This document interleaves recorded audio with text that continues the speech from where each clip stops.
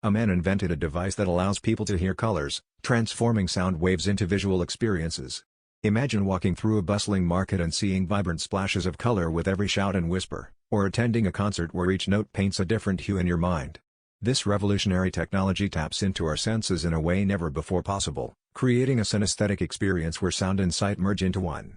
It's not just a tool for the visually impaired, it's a gateway to a new dimension of perception, where the world's symphony of noises becomes a living, breathing canvas of colors.